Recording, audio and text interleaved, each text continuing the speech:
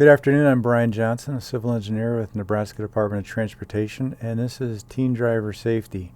I've been with the Department of Transportation for about 28 years, designing the interstate and adjacent roads to improve traffic flow. A major project that I was a part of for about 15 years was the Lincoln to Omaha 6-lane expansion, and when we got near the end of that, it was a different kind of an interchange up west of Lincoln by the airport, Northwest 48th Street. It's a diverging diamond, completely different than any other one that has been done out there, and it's a brand new alternate kind of interchange we have. So you're actually driving on the wrong side of the road when you go through it, and then you return to your normal side. And the whole reason for that is to improve safety and reduce the crosses that occur between traffic moving left and through traffic, so you don't have those T-bone kind of crashes anymore. And this is a free flow movement, and it's something to improve safety. And when I went to the public hearing on this, I still remember this old guy who'd never been on anything confusing like this. He threw his cane down on the desk and talked to me. He says, "Why in the world are you doing this? This is the stupidest interchange I have ever seen." And I had to explain to him the purpose for it and how it's functioning. And that's kind of what we do with civil engineering. We try and look for the latest and greatest designs and improve things with it. But we also have to communicate with people as to how those are going to function.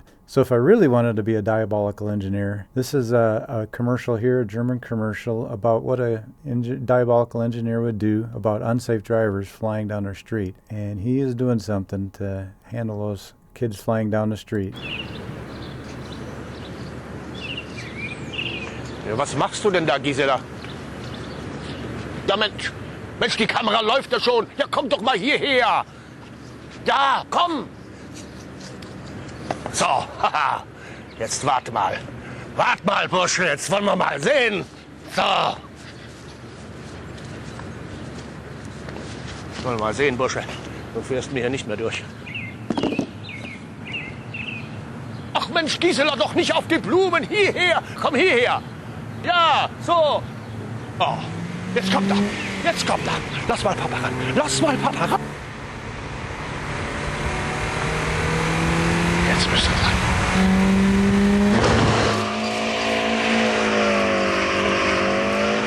Junge. Ah, toll, was? So even though he was taking care of that situation with the kids flying down there, that was his diabolical choice to make. And we all have choices when we get in a vehicle as to what we want to do. And that's why we are here, to be encouraged with safer driving habits and choices, realizing that there are things in our cars that we want to do from point A to point B, not realizing the consequences involved with them. And we're here to also reduce crashes, because the highway system won't work if drivers don't do their part. At the very least, you're going to have somebody driving through wet concrete, not paying attention to signs, and at the very worst, we're going to have those fatalities that we have to deal with. So we have what are called the 4 E's of traffic safety. The first one is the education. That's the driver's ed, where you learn the rules of the road. The second is the engineering. That's what I do, providing the road in a manner that you can see what's coming up ahead. That's what we call sight distance. So you can make the choices to get off or see people getting on. Enforcement, that's where those policemen are handing out those coupons for when you're engaged in risky driving or speedy driving. And then the fourth is that emergency medical service. So those precious few seconds after a crash does occur, getting the first responders out there to administer whatever medical service they need to reduce that from a fatality or serious injury to something less, hopefully. And that provides us the safety, the 4 E's of our roadway. So we don't want you to become a statistic, because engineers are very big on statistics. We want to know everything about a roadway, when the crash occurred, how it did, who was involved in it, what kind of car, the angle, all sorts of statistics with it. And so in the past few years, we started adding these inertial barrels in front of these concrete barriers, and this is during a construction process that's occurring. And those barriers protect your vehicle from sliding out the road to run into a contractor, and also to prevent your contractor out there from running out onto the roadway and hitting somebody in that manner. So these inertial barrels in front of this barrier prevent you from hitting that very sharp, severe corner of the concrete barriers and reduce your speed in a way that your body can handle it, and really reducing the type of injury involved with that kind of a crash. So this is midway through the 6-lane expansion about 10 years ago. You can see the shrapnel laying on the ground that this car hit early one morning, and we lay out the severity of the crashes based on what happens in those crashes. So the lowest kind of a crash involvement we have is where someone is able to hit something and they're able to walk away. That's what we call a property damage only. No injury to the driver, but they have to fix up the car. So around the United States, that cost is about $7,300 on average. The next level up is if you have what's called an evident injury, something where you have to go to the hospital to have that taken care of. So your costs for the hospital and for the car repair run up about $40,000. The next level up is incapacitating. You're going to be in a hospital for longer or out of work for a little more time than that. And that's going to run up about $370,000. About 15 seconds after this first car hit here, a second car came through there, rolled on the gravel, and the person did not have a seatbelt on, and their head hit the concrete after they were ejected from this vehicle. They are underneath that white sheet behind the barrels there. So that is a fatality. So how much are you worth to an engineer? You're looking at future wages, your insurance costs, your value to your family and friends. Do you have any idea how much an engineer would put a dollar value for you? Well, you are all priceless, and we have to have a number that we use, because when we look at different protective devices, we have to look at how much it costs to do that device and how many potential fatalities we're going to reduce. So that number is about $4.4 million, a very exact number, but it is something we use all the time when we're trying to evaluate how we want to protect different kinds of obstacles that we have out there. And you're going to see later on in this presentation a whole nother industry that is very well aware of these numbers and uses them every day. So another statistic. Approximately how many crash deaths occur each year in the United States? And I'll give you a hint. Nebraska had 238 fatalities in 2018. I think last year they had 252. On average, it runs about 34,000 crash deaths each year. And if you were to take a look at Husker Stadium and hopefully get there this fall, that's about 38% of the entire stadium each year in crash deaths. The whole west side of the stadium wiped out from people making choices on the roadway and then the consequence of that fatality. And it is the leading cause of death for people in your age group, 15 to 24. You are also most at risk. Licensed drivers in Nebraska, you're looking at about 7% are teenagers, and yet you're involved in 21% of the crashes that are out there. That's not a linear connection. That's something we're trying to reduce and get much closer to the actual amount of drivers in Nebraska in that teenage group.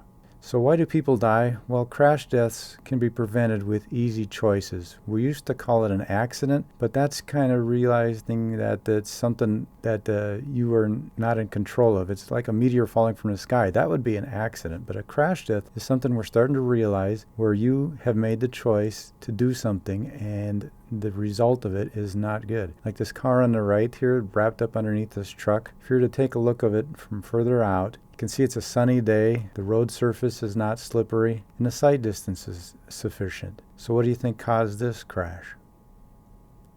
Yes, the driver was texting while driving and wasn't able to see as he slid over into the oncoming lane and ran up underneath that truck.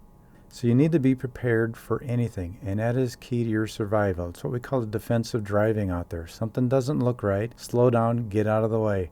Now in this video here, the driver has a video camera. A lot of people have video cameras because on Amazon it's like $40 or $50, not that major, but it's just for you to be able to prove to your parents or to the policeman who really caused that crash. And on this video, we have a raised concrete median here separating the two directions of travel. And watch for the truck that does not have its headlights on midway through here and slipping out of control.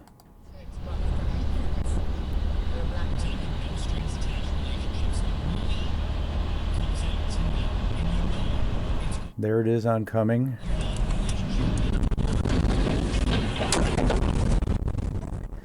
So this guy did a fantastic job of defensive driving. He saw it, slowed down, got out of the way. The only thing he ended up with was a little bit of shrapnel on his windshield. So for defensive driving, I would have to give this guy an A+. For civil engineering, I'd have to give it an F for allowing that truck to go through that barrier. So we would have to upgrade it and attempt to do a thicker barrier, something that's going to handle these trucks blowing through the barrier like that. And this is the new barrier here that we're testing. It's thicker than the old barrier that truck just went through. And you can also notice something else on the top of this new barrier. we started to look at the statistics in the past, and we realized there was a simple kind of a crash having some very horrific consequences with it. People were sideswiping the barrier, and because of inertia, their head would go out the side window and hit the corner of that concrete barrier, and we'd have a fatality from that very simple kind of a crash. By removing that little bit of concrete out there, voiding it out, your head does not hit the center barrier, and we've eliminated that kind of a crash and fatality from occurring. And so here we now have a truck, no people inside, being delivered to this barrier to check and see the strength at about 50 miles an hour.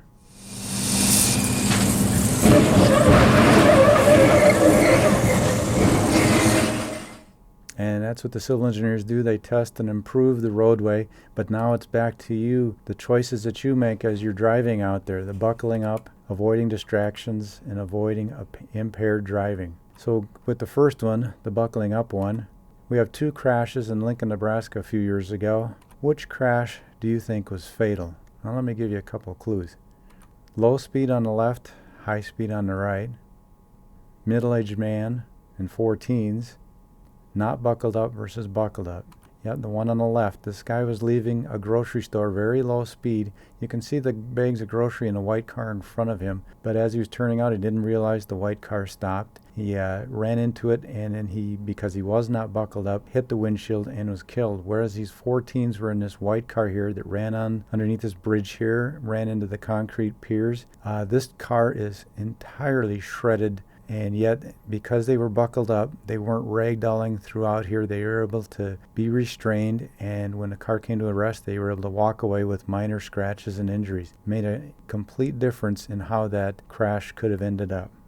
So who wears their seatbelt? We're looking for people when they get in a car, they immediately strap that belt, and they don't wait for 10 blocks down the road hearing that incessant beep occurring from the car. We want this to be something involuntary, something you do right away. Now if we look in 2018, 69% of fatal crash victims were not wearing their seatbelts. Now you may be looking at that 31% saying, yeah, but I still run the same chance of being in a fatal crash. But what usually happens is like that blue car wrapped underneath the truck. It doesn't matter if you're bubble wrapped or what, you are still going to be beyond the severity of that crash, and that seatbelt does nothing. And that's usually where these 31% occur out there. It's something beyond the control of the seatbelt.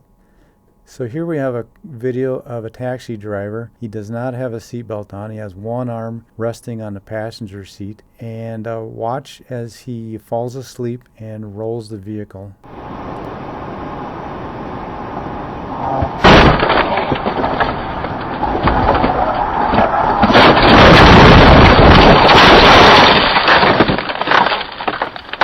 Now pay attention to it again, and this time notice the numbers on the bottom. These are the forward and side G-forces. Right now you're underneath 1 G-force as you're standing still. So if you weigh 100 pounds, you're going to be 100 pounds. As you increase these G-forces, they are multiplied times your weight. So watch this video again and see what number it is that throws this taxi driver into the back seat.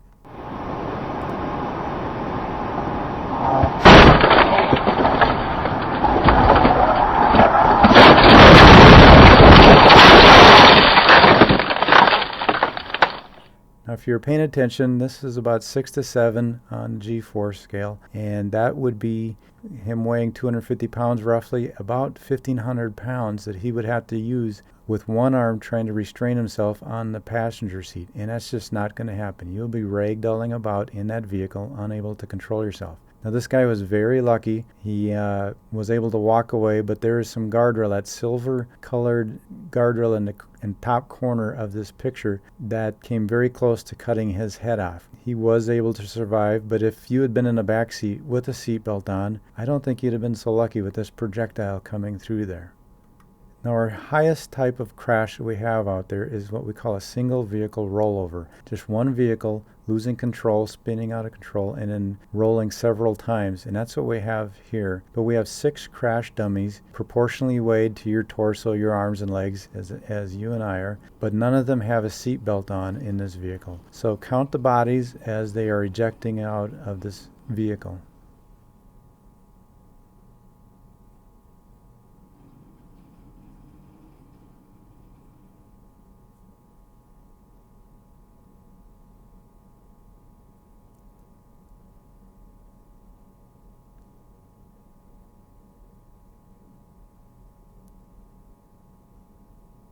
Notice how the bodies are unable to control themselves and they are hitting randomly. And body number 1 is coming down. It was up about 25-30 feet in the air. You have no control where you go in these kinds of situations. And if you do survive hitting the ground, then what else do you have to deal with? You have to deal with that vehicle coming on to you. So that is where these are so severe. Not only the hits to the ground, but then that vehicle. So why wear seatbelts? There are all sorts of unexpected events. You can be the greatest driver in the world, but you have no control over what everybody else does. This is a dump truck, had it up too high as he was driving around town, unaware of what he was doing. And this is a passenger, at least, in this car, videotaping what is about to happen with this traffic structure.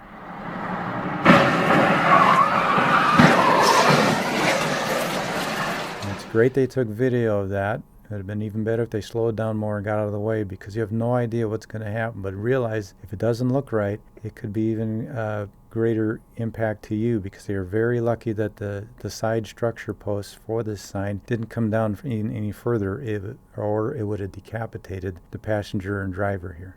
And you also want to protect yourself. You've got the steering column, the windshield, the dash, and then protect others. You may have people in the back seat, like that taxi driver. If you had your seatbelt on in the back seat, but he did not, and he's coming right through you, that is going to be a major projectile that you're going to have to deal with. This is an Australian public service. That's why they're going to be driving on the wrong side of the road here. Little fam, what you saying? Body to body, funky to funky, we know how to rock your party. This is Michael.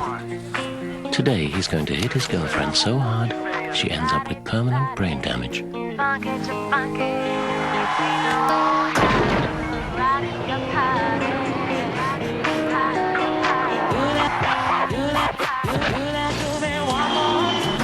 I can never get enough of a man like you. Do me one more, once and never with a man like you.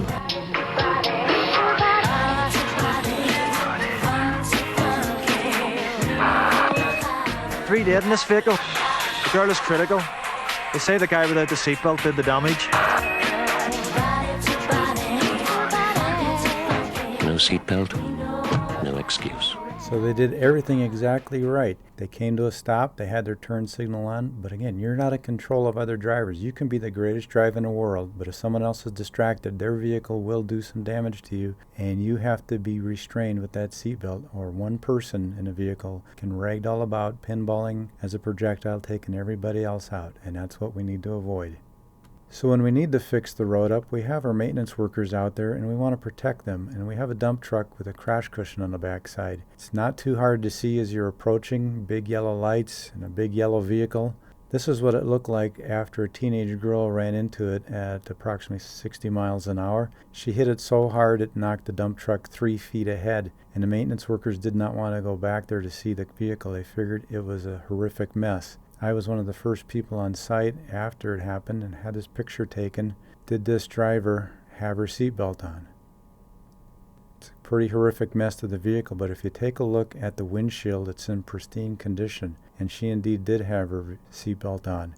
Now the next person to show up was a policeman, and we take a look at her phone, and sure enough, she'd been texting before she ran into this, so she was completely distracted, unaware that this dump truck was in her lane of traffic. Distracted driving.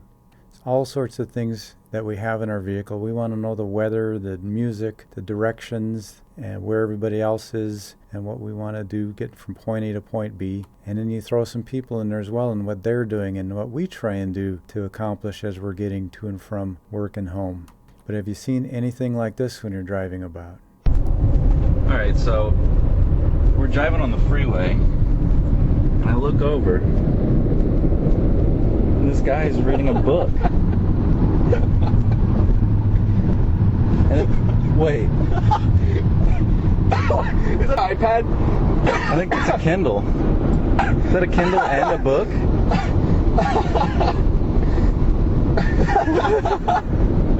Yo, dog, I hear you like... No way. You Speed up. Speed. He's on his cell phone and a Kindle. That is and a book.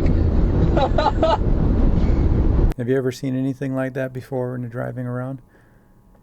So how many distracted drivers do you have in this video? It's 2 plus the passenger. Nobody's paying attention to the road. And that's sad how often that happens when you're trying to see somebody do something that looks so ridiculous. So a distraction is anything that takes your hands off the wheel. This is an actual device used in California for those 2 to 3 hour commutes to and from work. People thought they could get stuff done. Taking your eyes off the road when you're eating something. Now on longer trips, things like that, you may have to eat, but pay attention to what you order. Make sure it's something finger friendly that's not going to fall apart or need to have your distracted eyes looking at as you're not paying attention to the road. Or taking your mind off the road as well as you're trying to read a message and understand it versus paying attention to the road. So how much time do you have? In this video here, we have some people driving along the interstate, and you're going to see a car misread a sign and come in the wrong way. It's back to that whole thing. You could be the greatest driver in the world, but other people are not paying attention to what's really going on. It's going to be a white car to the right of this truck coming in.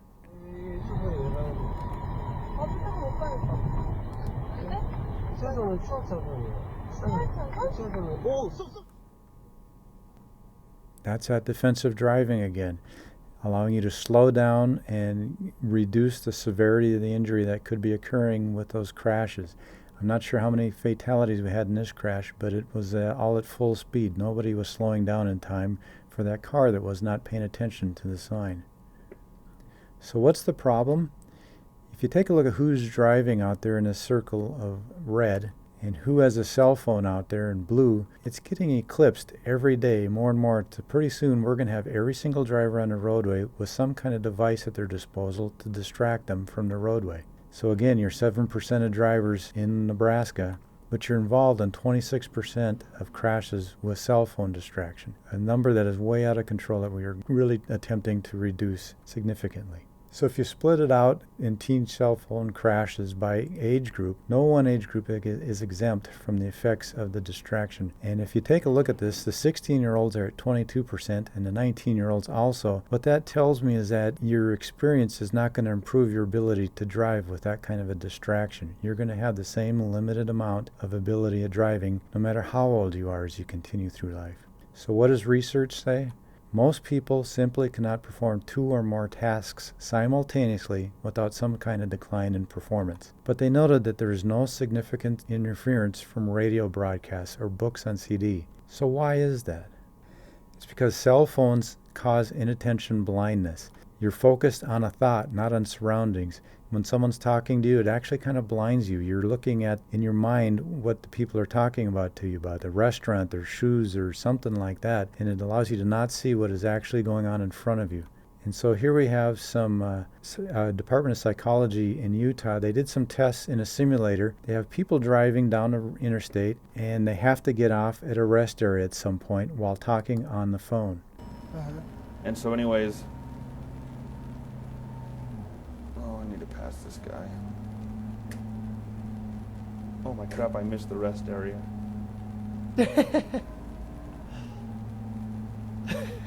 Well, I guess I wasn't paying attention very well. Yeah, it really hurt.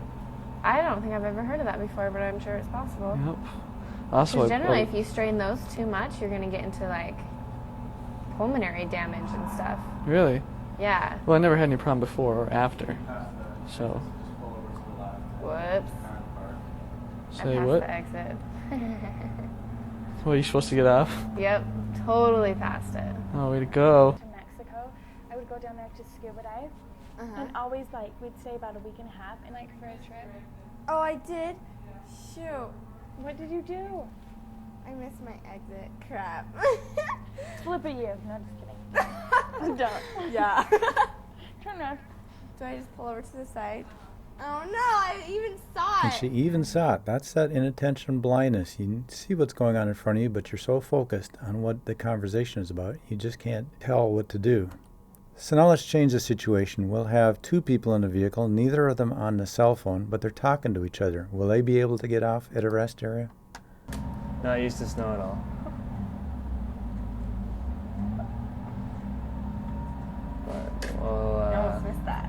Yeah, I know. Uh-huh. He was still out there. Here's your rest area. And so... Over and over, the people that were just talking to each other are able to get off at the rest area. Now, it's not a guarantee. Sometimes you get in some pretty heated discussions and you maybe miss what you need to go to. But by and large, you both have a common goal now. You both need to get to the rest area. You both need to get off at wherever. Whereas when you're on a cell phone with somebody, you have no idea what they're looking at. You have no idea what they are dealing with. And you are nothing but a distraction, even further making the situation worse. Well, what about texting? It is the trifecta of distractions. It takes your eyes off the road, takes your hands off the wheel, and takes your mind off the road. So what you can do is wait until stopped. Avoid texting someone that is driving, but that's really hard to do. You don't know when somebody's actually going to get your message or when they're actually going to read it. So it's really incumbent upon the driver to not be spending time being distracted by texting. So what you really need to do if you are not able to handle that temptation of reading a text is make sure the slide bar, that power slide on your phone, is activated so that your phone will not send or receive texts while you're driving. So do I just confess that I text and drive?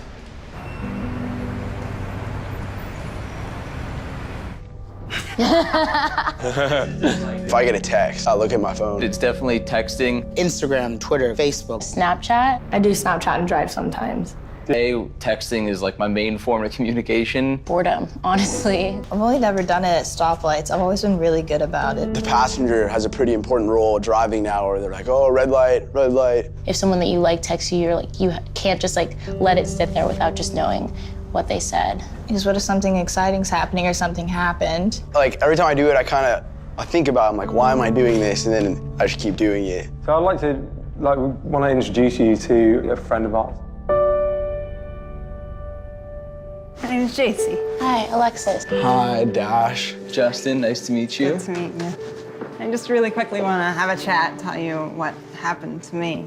When I was 21 years old, driving home from my college graduation ceremony, driver on his phone was so distracted, he turned left into the intersection at a red light.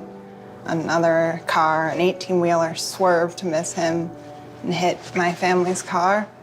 And the resulting collision actually killed both of my parents. I spent 2 months in the hospital fighting for my own life, and then 2 more months in a rehab hospital, learning how to walk again, learning how to speak again, learning how to dress myself and how to feed myself. I live with a partially paralyzed body.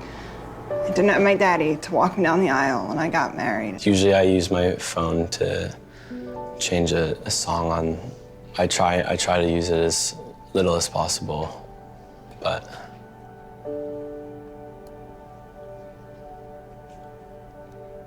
Honestly, if I have been sitting at a red light, I'll like glance down to see if my mom's texting me, but the people's lives that are impacted from something that is so stupid. I know this is hard, I'm sorry, it's hard for me too, but you know this is real. You have the power to really actually make a difference and do something about it.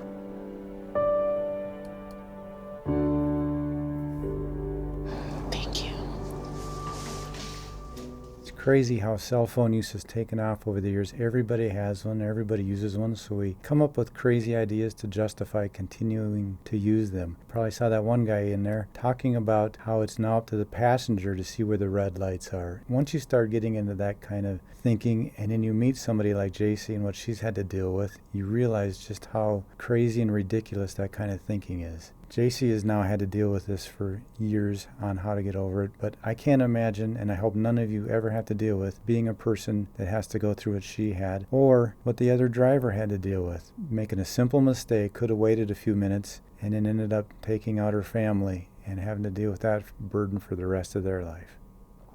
So in this video, we have teenagers, and they know they're being watched. The camera is on them, and then the second camera looking out over the roadway as to what they see coming at them and what they do at that same time.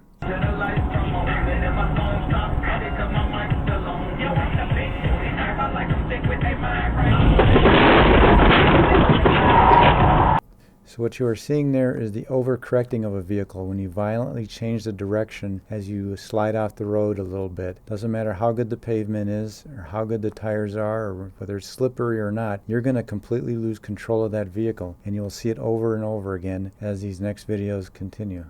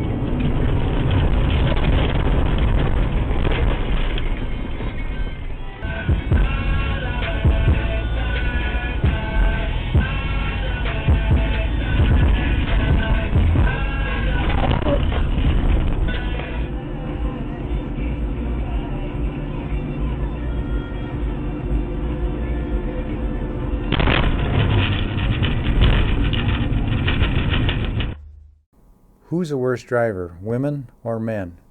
In all these videos you see coming up here, the women are driving.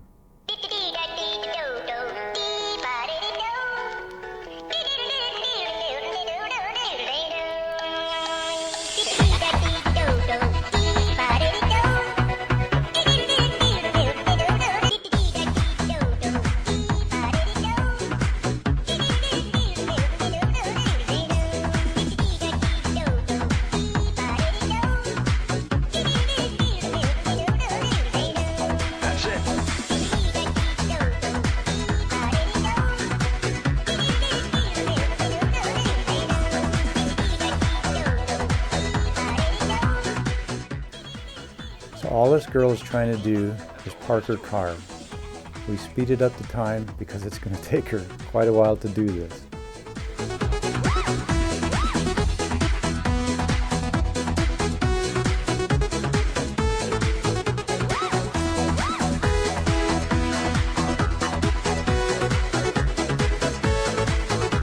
And we've now moved the clock ahead 3 minutes as she's still trying to park her car.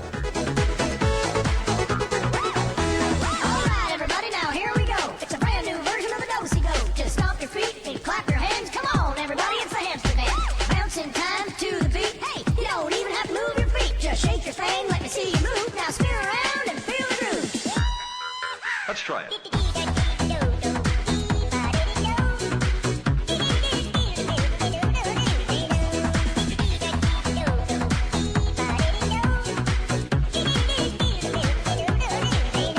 You're catching on.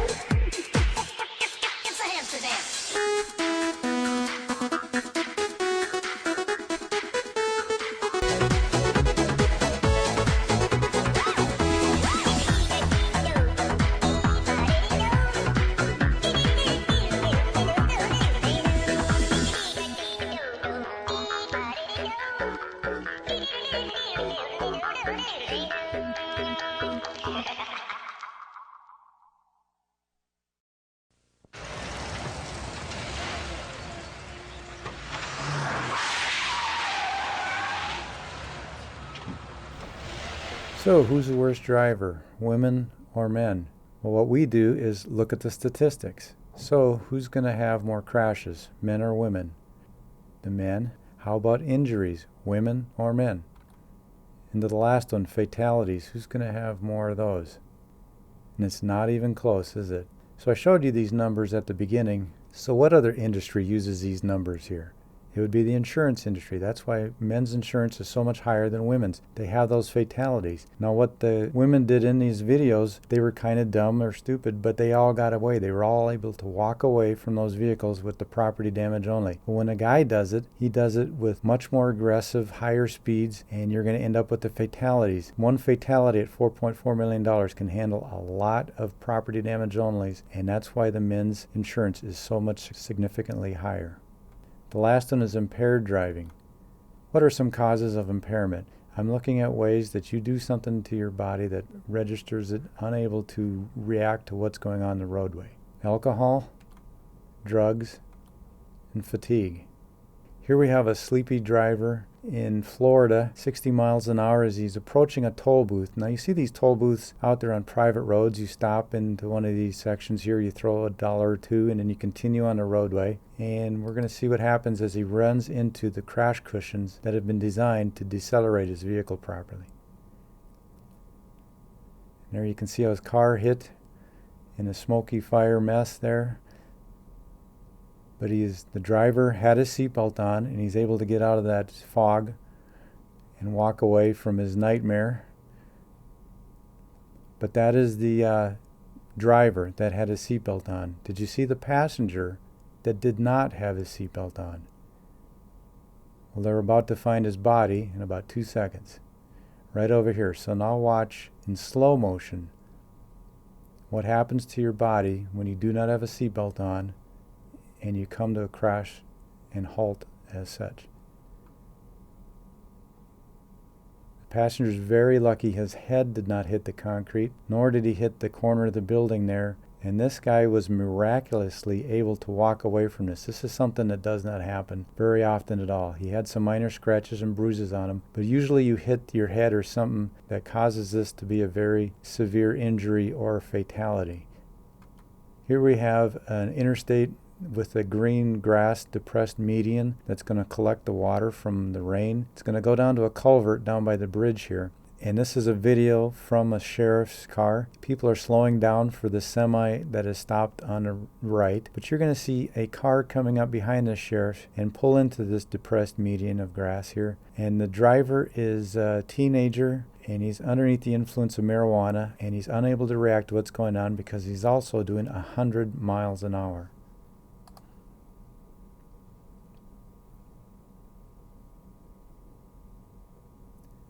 Floats up in the air about 12-13 feet, and the vehicle spins and crashes into the pier and is absolutely destroyed. That first entry, that's the culvert pipe that has been designed for people driving about 60-75 miles an hour on this interstate to hit. But when you're driving down a roadway much faster than the design speed, your vehicle will be reacting much differently and have much more severe reactions, vaulting 15 feet versus just a few feet if you were doing the correct speed.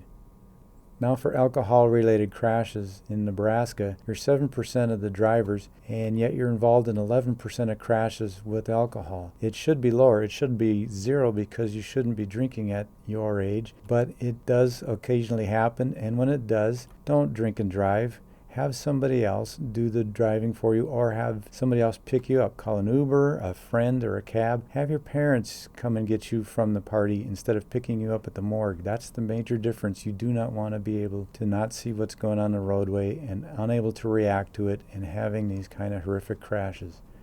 So in summary, you are priceless. Make sure you're paying attention to buckling up, avoiding distractions, and avoiding impaired driving, and you can make it another day, another year to enjoy the rest of your life.